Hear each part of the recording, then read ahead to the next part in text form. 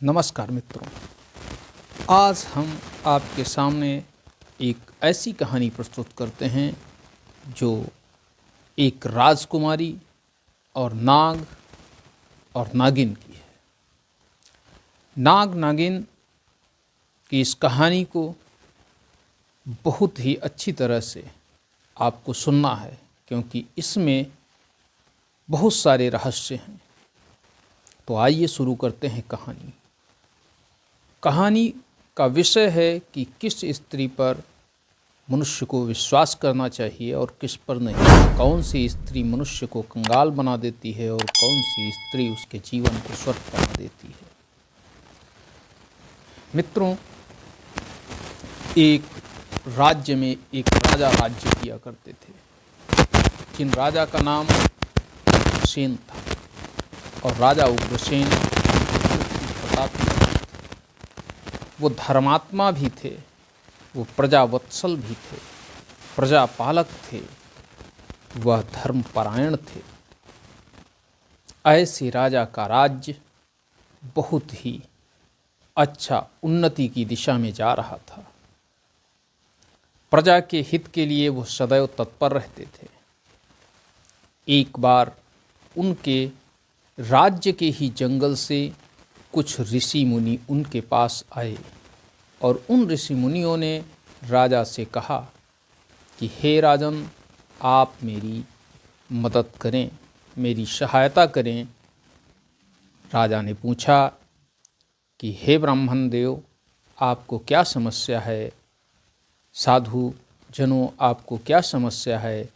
तब उन साधु जनों ने कहा कि हे राजन, मेरे तपोवन में जहाँ मैं तपस्या करता हूँ वह आपके ही राज्य में आता है और उसमें एक राक्षस और उसकी कन्या वास करती है, जो वहाँ से निकलने वाले प्रत्येक राहगीर और संत ऋषि मुनियों को सबको अपना आहार बना रही है।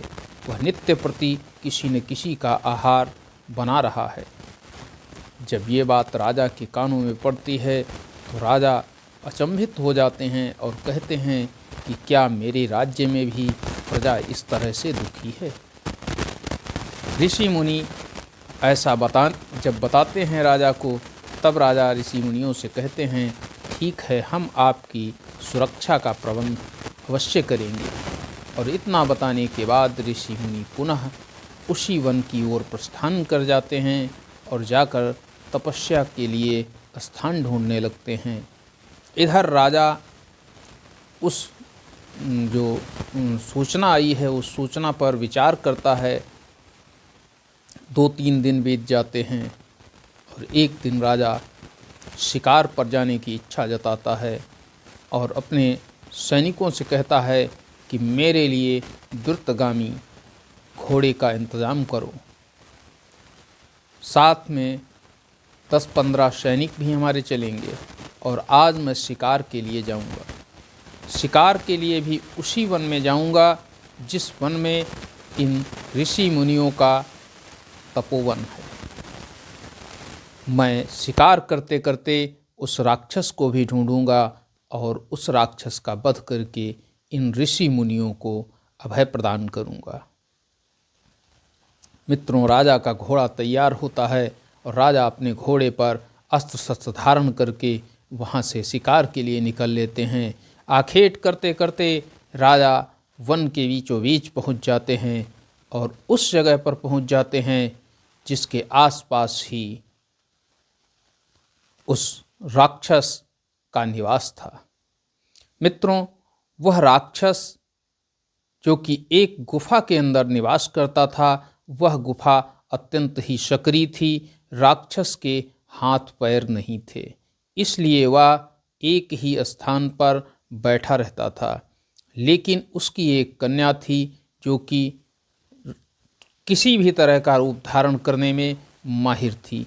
और वह कन्या उसकी जो राक्षस पुत्री थी, वह सदैव एक सुंदर स्त्री का रूप धारण करके वहाँ से आने जाने वाले राहगीरों को अपने प्रेम के झांसे में फंसाकर उनसे विवाह करने का आग्रह करके उनको उस गुफा के अंदर खींच लाती थी और उनसे कहती थी कि मेरे पिताजी हमारा विवाह संपन्न कराएंगे।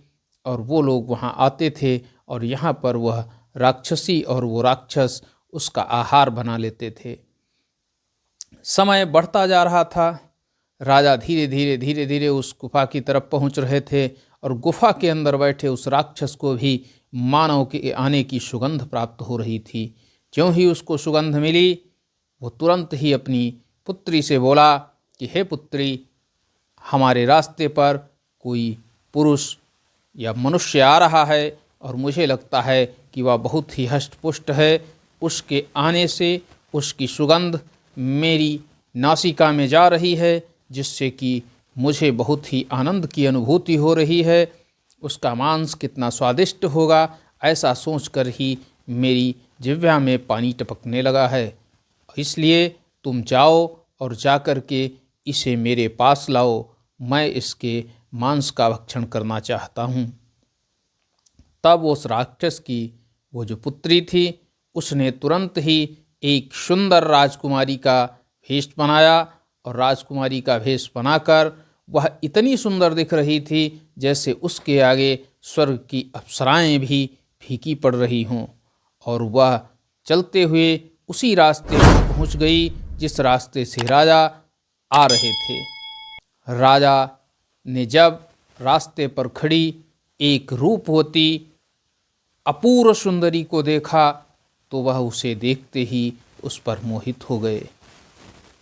नारी शक्ति को देखकर अक्सर कोई भी पुरुष अपने पथ से भटक जाता है और आज राजा भी उस स्त्री को देखकर उसकी तरफ मनोभाव से पूरी तरह अभिभूत हो चुके थे और उसके द्वारा वश में किए जा चुके थे। वह सुंदर युवती कुछ भी बोलती उससे पहले ही राजा ने उससे कहा कि हे सुंदरी, तुम इस निर्जन वन में अकेली क्या कर रही हो? क्या तुम्हें भय नहीं लगता? यहाँ राक्षस, पिशाच, गंधर्व, किन्नर, यहाँ तक कि जंगली जीव जंतु भी कभी भी आपका आहार बना सकते हैं। तुम्हारे साथ तो कोई पुरुष भी नहीं है जो तुम्हारी रक्षा करे। राजा ये बात जब कह रहे थे तब वह युवती राजा को ही निहार रही थी और राजा से बोली कि खैर, आप मेरी चिंता मत करें, क्योंकि मैं तो यहीं पर पली बढ़ी हूँ, इसलिए मुझे इसका कोई भय नहीं है। आप अपने बारे में बताएं कि आप कौन हैं। मुझे दिख रहा है कि आप कोई बहुत ही धर्मात्मा और धर्मपरायण राजा हैं। जब उस कन्या ने राजा से इस तरह के शब्द के रूप में प्रश्न पूछे तो राजा ने उत्तर दिया कि हाँ, तुमने सही पहचाना, मैं इसी राज्य का राजा हूँ। मेरा नाम उग्रसेन है और मैं आप पर मोहित हो चुका हूँ, अतः मैं आपसे विवाह करना चाहता हूँ। उस सुंदरी के द्वारा जब ये देखा गया कि राजा उसकी तरफ आसक्त होता जा रहा है तो उसने भी कहा कि देखिए, मेरे पिताजी यहीं पास की गुफा में तपस्या में लीन हैं। वह भगवत भजन कर रहे हैं और वह लगातार समाधिष्ठ रहते हैं।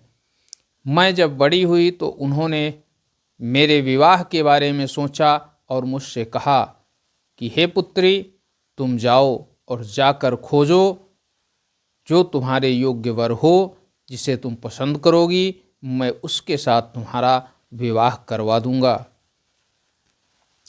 इधर राजा उसकी बातों को सुनकर बहुत ही उसकी तरफ खिंचते जा रहे थे। फिर उसने आगे बताया कि इस जंगल में बूढ़े बुजुर्ग, केवल साधु संत ऋषि मुनि ही मुझे मिले और मैं एकदम युवा, सौंदर्य का प्रतीक, मैं उनके साथ विवाह कैसे कर सकती थी। लेकिन आप दिखने में भी सुंदर, हष्टपुष्ट और एक राजा हैं, इसलिए मेरी इच्छा है कि मैं तुम्हारे साथ विवाह करके अपना आगे का जीवन सुखमय ढंग से गुजारूं।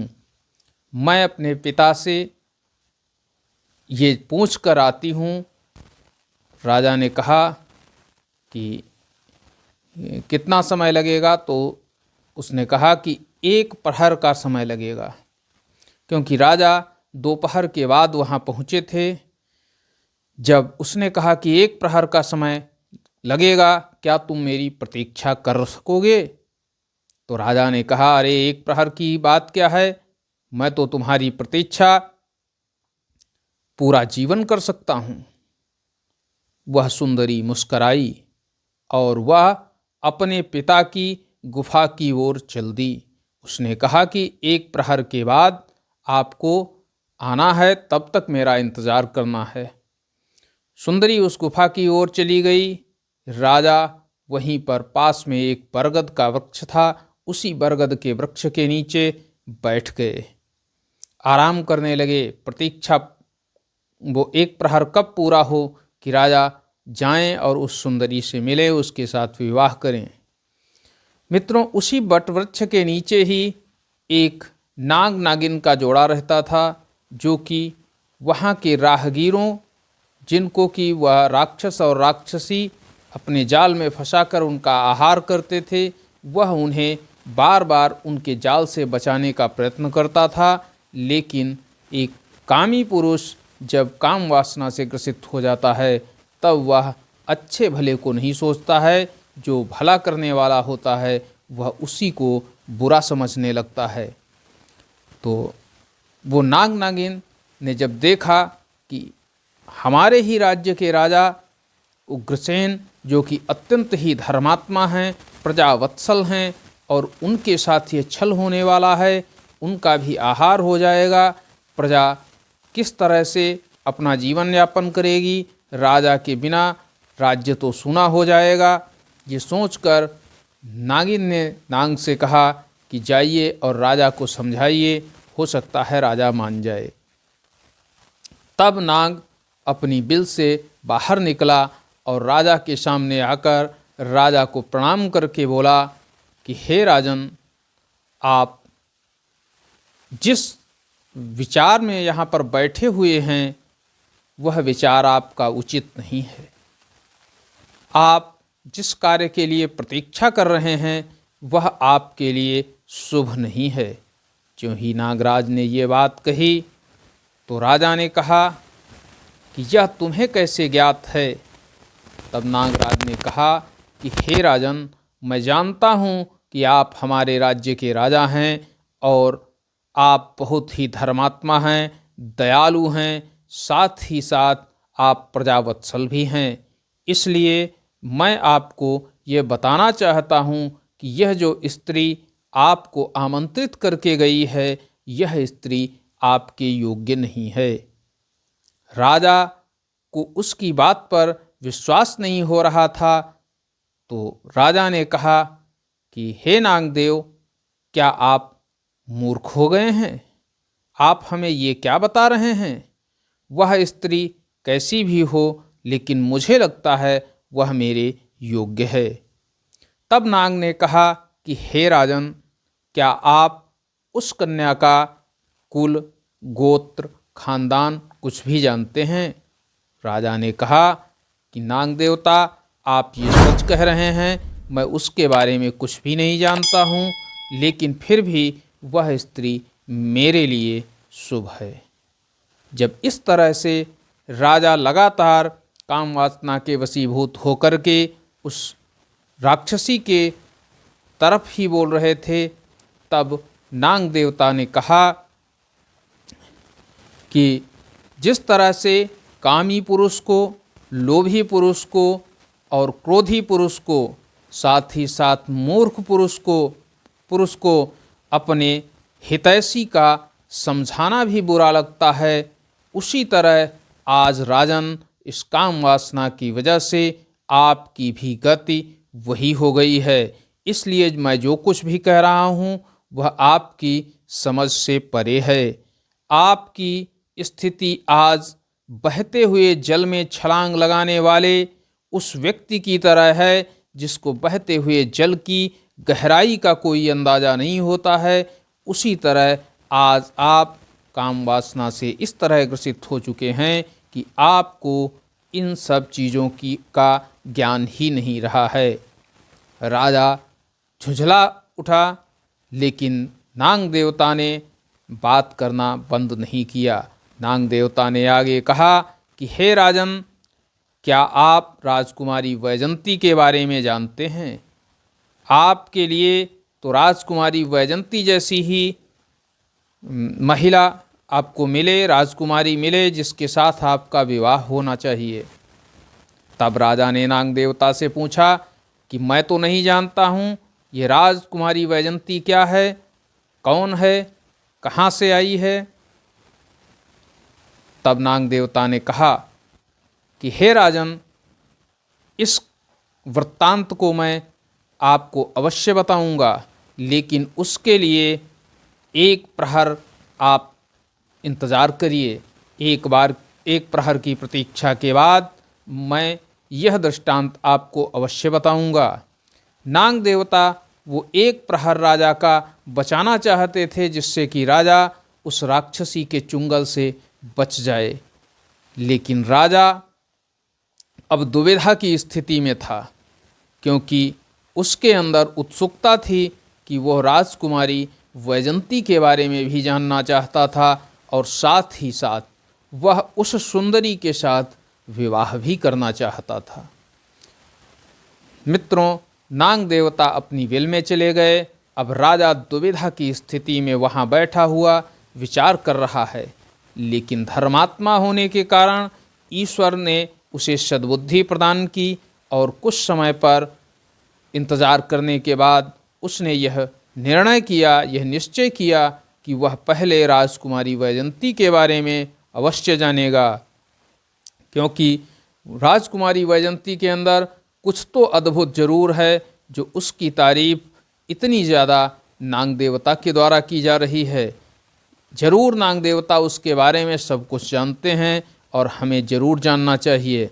ऐसा सोचकर राजा एक प्रहर तक वहीं उसी वटवृक्ष के नीचे विश्राम करता रहा, और साथ ही साथ उसने विचार किया कि एक प्रहर के बाद तो संध्या का समय हो जाएगा, फिर मैं यहीं पर रात्रि विश्राम करके और ये राजकुमारी वैजंती की संपूर्ण गाथा सुनकर, उसके बारे में जानकारी प्राप्त करके, तब मैं कल सुबह प्रातः अपने राज्य के लिए प्रस्थान करूंगा।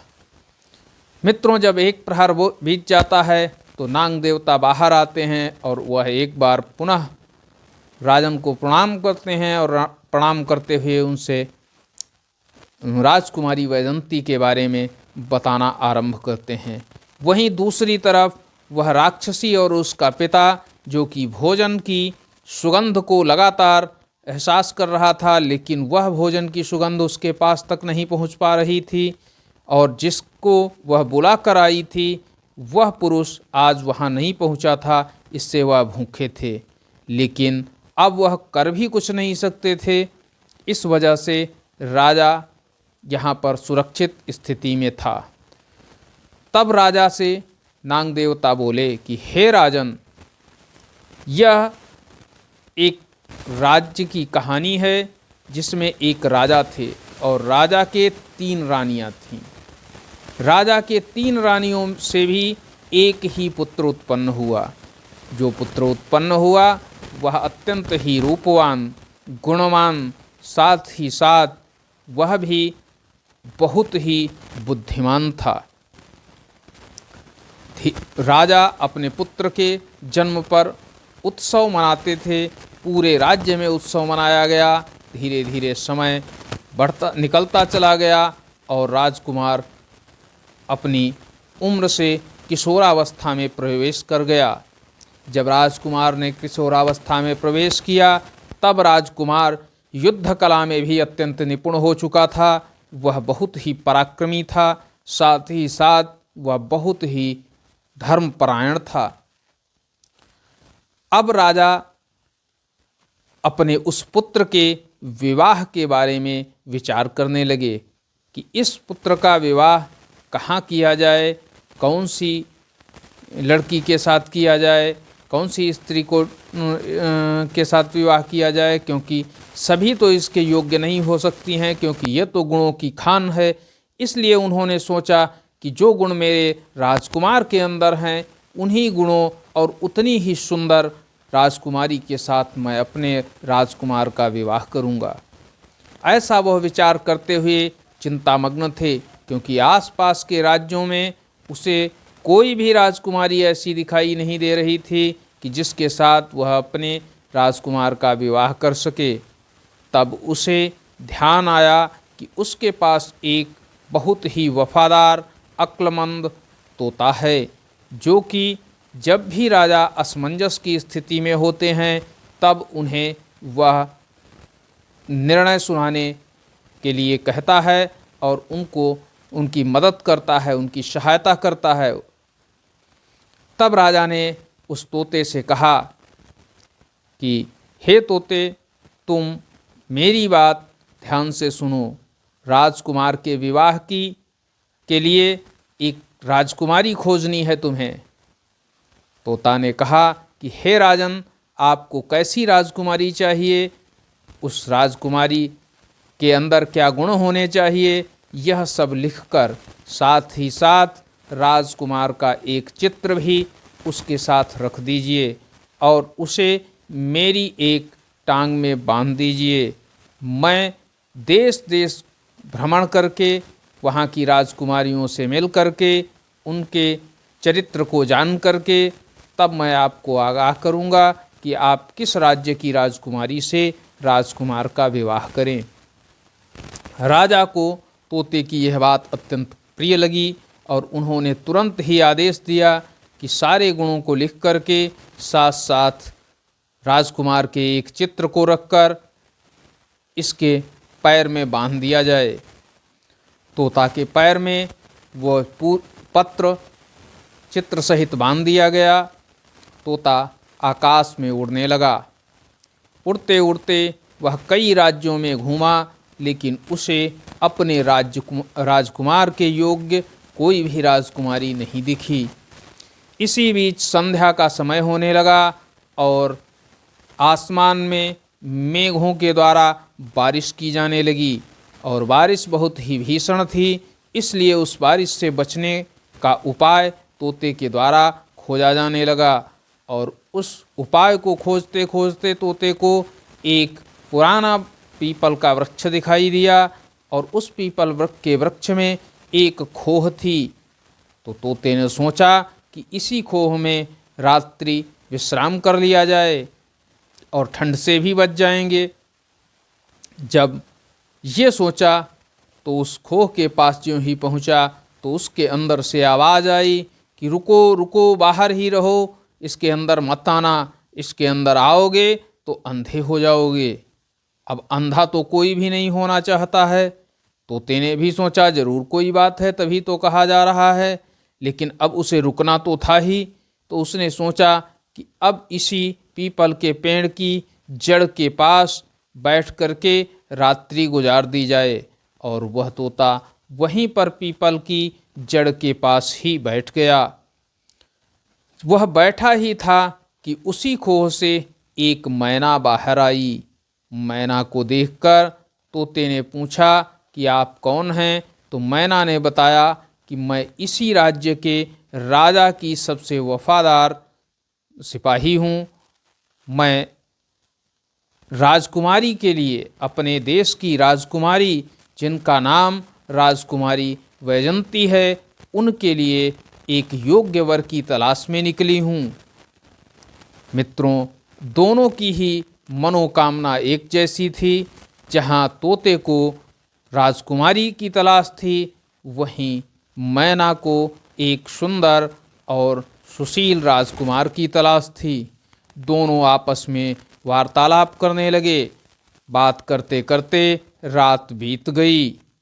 सुबह के समय मैना ने तोते से कहा कि तो फिर तुम मेरे राज्य के राजमहल में चलो और मैं वहाँ अपनी राजकुमारी से तुम्हारी भेंट कराती हूँ। यदि तुम्हें राजकुमारी पसंद आए तो मैं यह विवाह पक्का समझूंगी। तोता और मैना दोनों ही प्रातःकाल ही राजमहल की ओर उड़ चले। मित्रों, मैना भी तोते की तरह ही बहुत ही वफादार और अक्लमंद थी, इसलिए उसकी अक्लमंदी से भी वहाँ के नौकर बहुत ही ज्वेलसी रखते थे, अर्थात बहुत ही ईर्ष्या किया करते थे। जब भी आपके अंदर कोई गुण होगा और वो उस गुण की बराबरी दूसरा नहीं कर पा रहा होगा तो निश्चित है कि वह आपके साथ ईर्ष्या करेगा। लेकिन ईर्ष्या से किसी की हानि नहीं होती, तुम्हारी हानि नहीं होती, हानि स्वयं उन्हीं की होती है। तो उन नौकरों के द्वारा जो ईर्ष्या की जाती थी उसके तहत उन्हें अवसर की तलाश थी और आज उन्हें अवसर मिल चुका था। वह तुरंत ही राजा के पास गए और राजा से कहा कि हे राजन, जिस मैना पर तुम्हें इतना विश्वास था, हम लोगों से ज़्यादा भी उस पर विश्वास रखते थे, वह मैना आज तुम्हारे द्वारा दिए गए कार्य को नहीं कर रही है, बल्कि वह एक तोते के साथ भ्रमण करती हुई हम लोगों ने देखा है। जब राजा को ये जानकारी मिली कि उसकी राजाज्ञा की अवहेलना हुई है तो उन्होंने तुरंत ही उस मैना को और उस तोते को मार देने का आदेश दे दिया।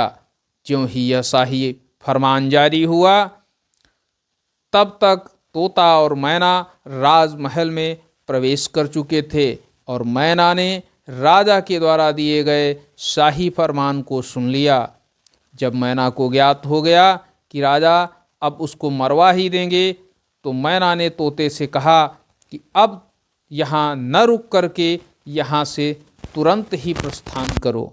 और प्रस्थान करना आवश्यक इसलिए है क्योंकि यदि थोड़ी भी विलंब हुई तो राजा के तीर हमें नहीं छोड़ेंगे। इससे बेहतर है कि हमें तुरंत यहाँ से किसी निर्जन वन की ओर प्रस्थान कर देना चाहिए।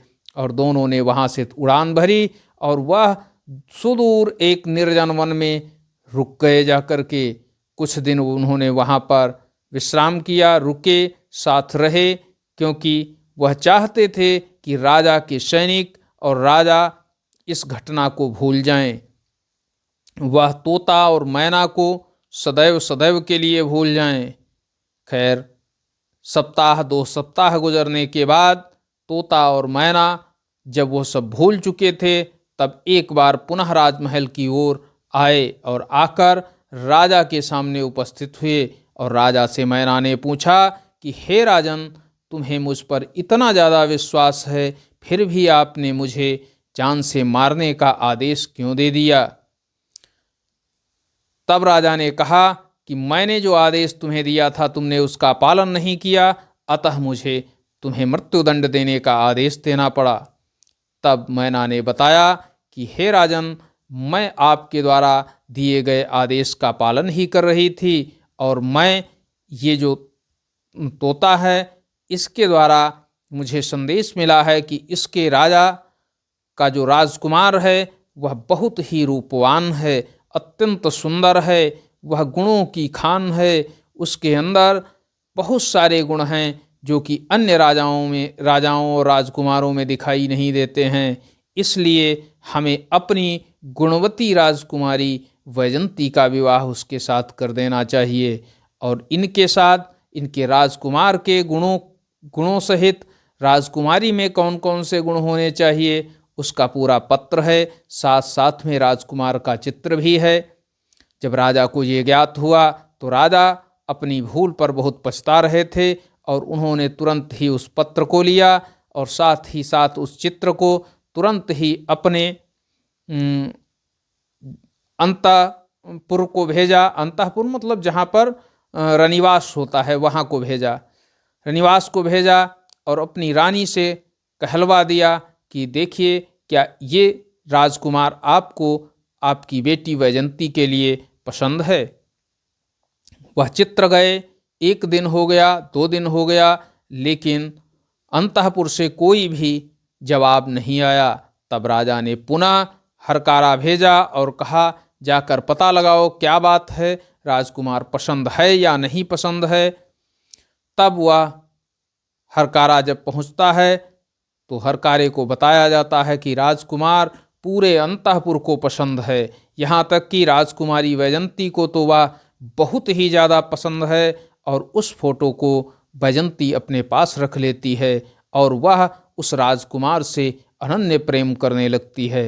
मित्रों, जब ये बात राजा को ज्ञात होती है तो वह राजा तोते से कहते हैं कि हे तोता, तुम जाओ और अपने राजा से कहना कि उनके राजकुमार के साथ मैं अपनी राजकुमारी का रिश्ता पक्का कर चुका हूँ और वह ससम्मान बारात लेकर हमारे यहाँ पधारें। इसके लिए उनके पास 2 माह का समय है। जब राजा ने ऐसी बात कही तो तोते ने राजा को प्रणाम करते हुए अपने राज्य की ओर प्रस्थान किया। राजा जब अपने राज्य में तोता पहुंचा तो राजा ने ज्यों ही तोते को देखा त्यों ही अत्यंत प्रसन्न हो गए और तोता भी राजा के पास पहुंचकर उसने वह सारी बातें बताई जो वह राजकुमारी के पिता से सुनकर आया था। उसने बताया कि हाँ, जो राजकुमारी है वह अत्यंत ही रूपवान है, साथ ही साथ गुणों की खान है, इसलिए मैं चाहता हूँ कि अपने राजकुमार का विवाह उसके साथ कर दिया जाए। और वो राजन भी विवाह के लिए तैयार हैं और उन्होंने 2 माह के अंदर ही बारात लाने के लिए कहा है। जब राजा को ये जानकारी मिली कि उसके राजकुमार के योग्य उसको बहू मिल चुकी है तो उसने तुरंत ही बारात के चलने की तैयारियां आरंभ करवा दी। तैयारियां आरंभ इतनी तेजी के साथ हुई कि समय भी तेजी के साथ निकलता गया, लेकिन राजा इसी बीच बीमार पड़ गया और जब राजा बीमार पड़ गया कुछ ही समय में उसकी मृत्यु हो गई। मित्रों, मृत्यु उस समय हुई जब बारात को बैजंती के यहाँ पहुँच जाना चाहिए था, तभी उसकी मृत्यु हो गई। अब राजकुमार पहले पिताजी के जो क्रियाक्रम थे उनको करना था और उसको संपूर्ण कार्य करने के बाद ही वह बारात ले जा सकता था, इसलिए उसने बारात ले जाना उचित नहीं समझा, पहले पिता का क्रियाक्रम करना उचित समझा। क्रियाक्रम करने के कुछ समय पश्चात वह बैजंती के राज्य की ओर निकल लिया। ले जाकर के वह बैजंती के राज्य में कई दिनों की यात्रा करने के बाद पहुंचा और वहां बाहर एक बगीचा था, उसी बगीचे में उसने अपना पड़ाव डाल दिया। मित्रों, तोता भी उसके साथ गया हुआ था और तोते ने जब बगीचे में खजूर के मीठे फल लगे हुए देखे तो वह तुरंत ही चढ़ करके खजूर के फल राजकुमार की तरफ फेंकने लगा और यह दृश्य वहाँ का एक माली देख रहा था और उसने तुरंत ही एक तीर तोते के मारा और तोता वहीं पर तोते का देहांत हो गया। जब तोता भी मर गया अब राजकुमार और भी व्याकुल हुआ और राजकुमार के आने की खबर जब वैजंती के पिता को मिली तो वैजंती के पिता ने विवाह करने से मना कर दिया, क्योंकि वैजंती के पिता ने कहा कि मेरी बेटी का विवाह समाचार जब पहुंचा तो उसका पिता मर गया है, इसलिए मैं अपनी बेटी का विवाह उसके साथ नहीं करूंगा। जब ये जानकारी वैजंती को मिलती है तो वैजंती भी बहुत दुखी हो जाती है और राजकुमार भी बहुत दुखी हो जाता है। वह वहीं बाग में बैठा हुआ है, चिंतामग्न है कि किस तरह से वह अपने राज्य को वापस जाए। इसी बीच वैजंती पालकी में बैठ करके वन में उसी अपनी बाग में आती है। उसे ये पता नहीं था कि यहाँ पर राजकुमार है, लेकिन राजकुमार से जब उसकी भेंट होती है वैजंती राजकुमार को पहचान लेती है और जब राजकुमार को पहचान लेती है तो वैजंती कहती है कि हे राजकुमार, आप मुझे अत्यंत प्रिय हैं, लेकिन अभी मेरे पास समय नहीं है, मैं वापस राजमहल जा रही हूँ। और इतना कहने के बाद वैजंती वापस राजमहल चली जाती है। जिस दिन से वैजंती का विवाह कैंसिल हुआ था, अर्थात राजा ने इनकार किया था विवाह से, उसी दिन से वैजंती बीमार रहने लगी थी, लेकिन आज उसके अंदर कोई भी बीमारी नहीं थी। उसके चेहरे की मुस्कान बढ़ चुकी थी, उसके चेहरे का सौंदर्य भी बढ़ चुका था। आज वो भोजन भी करने के लिए उतावली थी और उसने तुरंत ही दासी से भोजन मंगवाया। जब जिस थाली में भोजन आया उस थाली में आधा भोजन उसने अपने लिए निकाल लिया और आधा भोजन राजकुमार के लिए भिजवाया। और उसने दासी से कहा कि हे दासी, यदि राजकुमार भोजन नहीं करते हैं तो उनसे ये कहना कि इस भोजन में कम से कम उंगली रख कर के दबा दें। दासी राजकुमार के पास वो आधा भोजन लेकर के पहुंची तो राजकुमार को सारा वृत्तांत बताया। राजकुमार ने भोजन करने से मना कर दिया, लेकिन दासी के बार बार आग्रह करने पर उसने चावल के ढेर में अपनी उंगली गड़ा दी। ज्यों ही उंगली गड़ाई तो उंगली के नीचे उसे कुछ तस्वीर जैसा महसूस हुआ। उसने तुरंत ही उसमें से उस तस्वीर को निकाला और देखा कि वह तस्वीर उसी राजकुमार की है। तब उसने कहा कि इसका मतलब है वैजयंती को मुझसे प्रेम है, इसलिए मुझे वैजयंती से ही विवाह करना चाहिए। इधर वैजयंती ने जब ये सोचा कि उसके पिता उसके सपनों के राजकुमार के साथ विवाह नहीं करना चाहते हैं, तब वैजयंती ने तुरंत ही अपनी दासियों से कहा कि एक तीव्रगामी घोड़े का इंतजाम किया जाए। और तुरंत ही एक तीव्रगामी घोड़ा राजकुमारी के लिए उपस्थित हुआ और राजकुमारी ने एक थैले में मणिमाणिक्य, असरफियाँ, सोने चांदी के आभूषण रखकर अपने उस महल से उस घोड़े पर सवार होकर के उस बाग में राजकुमार के पास आ जाती हैं। जब राजकुमार के पास राजकुमारी वैजयंती आ जाती हैं तब राजकुमार से कहती हैं कि हे स्वामी, अब हमारे पास समय नहीं है, हम दोनों को यहाँ से प्रस्थान कर देना चाहिए, क्योंकि यदि मेरे पिताश्री को पता चल गया तो हमारा और आपका जीवन संकट में पड़ जाएगा। इससे पहले कि उनको ज्ञात हो, हमें अपने राज्य तक पहुंच जाना चाहिए, और जब मैं आपके राज्य में पहुंच जाऊंगी तब कोई भी भय नहीं होगा, वहाँ कोई भी डर नहीं होगा। जब ऐसी बात राजकुमारी वैजयंती ने राजकुमार से कही तो उस राजकुमार ने तुरंत ही वहाँ से अपने घोड़े पर बैठ करके वहाँ से चलना आरंभ कर दिया।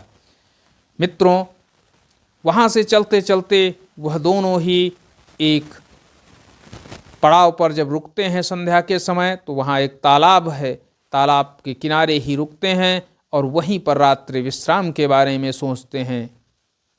लेकिन उसी तालाब पर एक जिन्न का वास था। अब जिन्न अपने पुत्र को लगातार उन दोनों की तरफ इशारा कर रहा था। क्या करेगा जिन्न का पुत्र? क्या राजकुमार के साथ होगा और क्या होगा राजकुमारी के साथ, यह हम बताएंगे अगले दिन। आज के लिए बस इतना ही। मिलते हैं अगले दिन इसी कहानी का अगला पार्ट लेकर के।